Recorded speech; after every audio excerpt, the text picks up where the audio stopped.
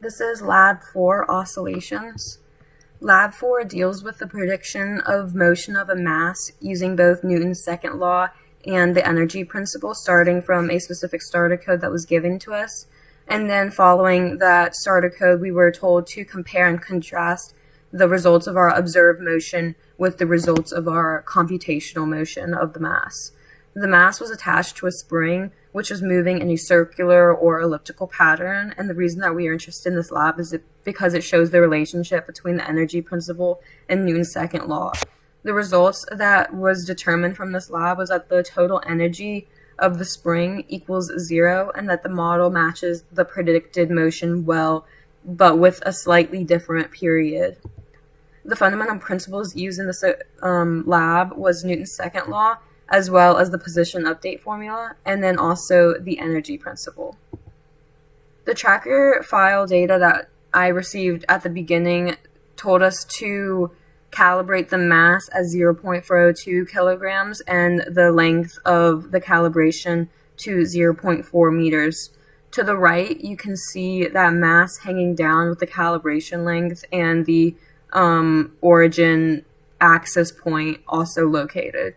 And then the graph to the right is the y component of that position data, showing that the mass is oscillating, but it also explains that because the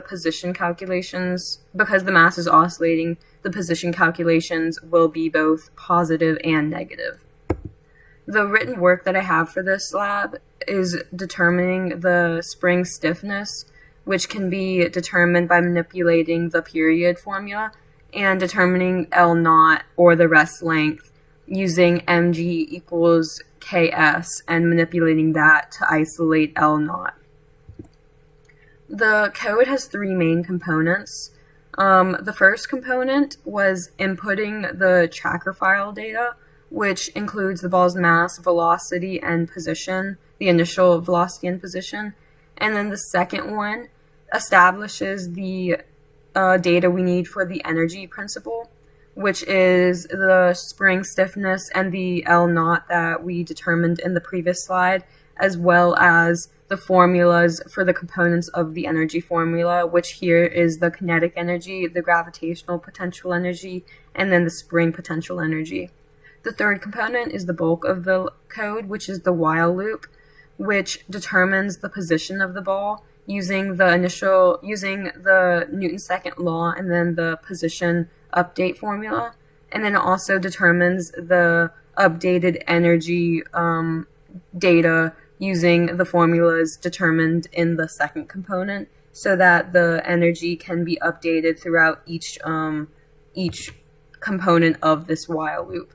The result of the code finds the predicted motion of the mass while also documenting the energy changes along the way.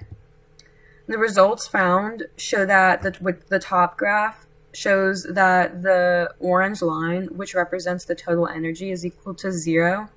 And then the second graph, the bottom graph, the blue is the computational data, and then the red is the observed data, and it shows that they are very close. However, the red observed data has a slightly elongated period as it extends, whereas the computational data has a rigid and consistent period.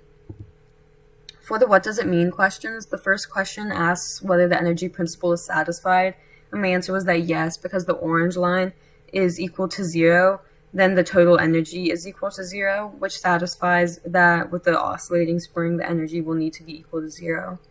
The second question is asking to make two separate estimates for the oscillation periods by estimating the x position and the y position and then comparing.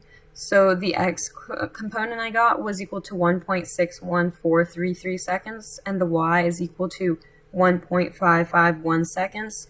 The object is not moving in a perfectly circular motion, so the x component is longer, and this makes sense because the elliptical motion it's moving in is in a longer x direction than it is y, so it makes sense that the x would be a longer period of oscillation.